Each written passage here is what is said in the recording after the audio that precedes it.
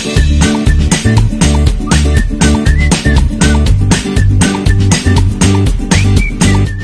mga kanayon, what's up?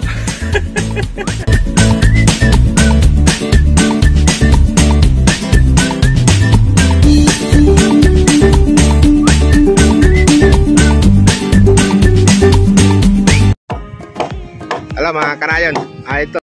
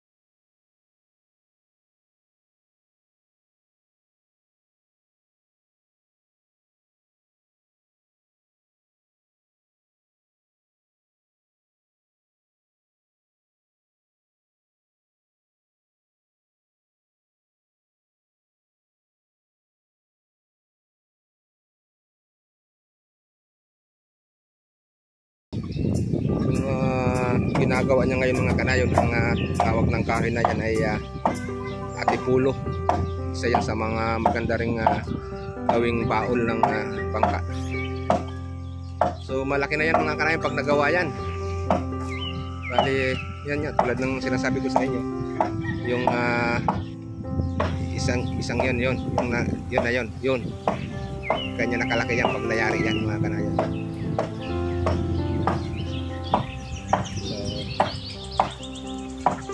Hanap buhay namin dito yan, gagawa ng pakitang yan. Naayos na yun sa pakitang.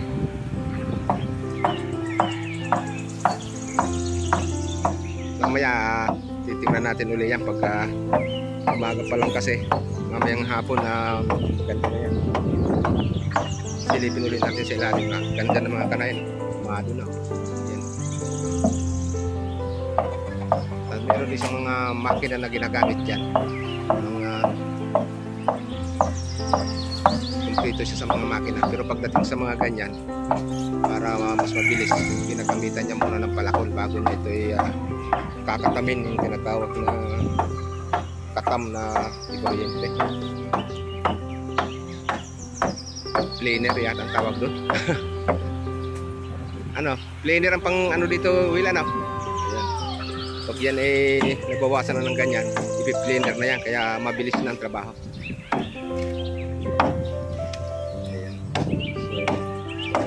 Lugar na ito talagang darating ang araw, ito ang magiging fabrication namin ni Willie dito. Lagyan natin ng kahit na anahaw na bubong. Magandang fabricate. Lagi delete lang tayo kasi dito sa dulo. Ayan.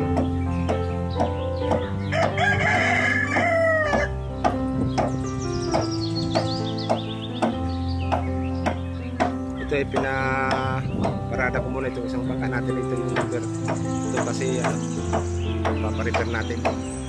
Papaayos ko yung tablet.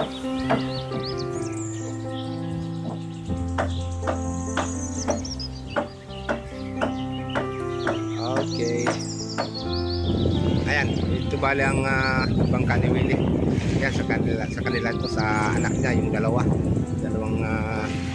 bangka na yan. Bali sa anak niya yan. Tapos siya rin ang gumagawa ng bangka na yan, mga kanayon.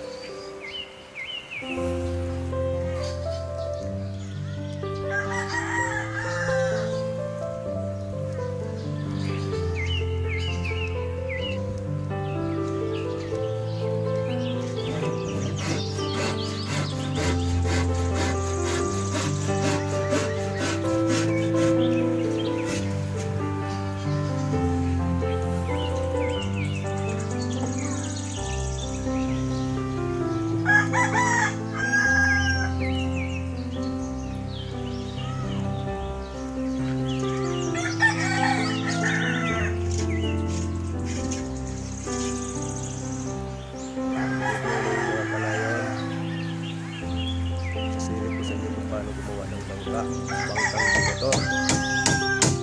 Ayan, nag-umpisa tapos malapit na yan matapos. Ayan, bali ang kabuuan yan. At nakakabit nila yung kamarot.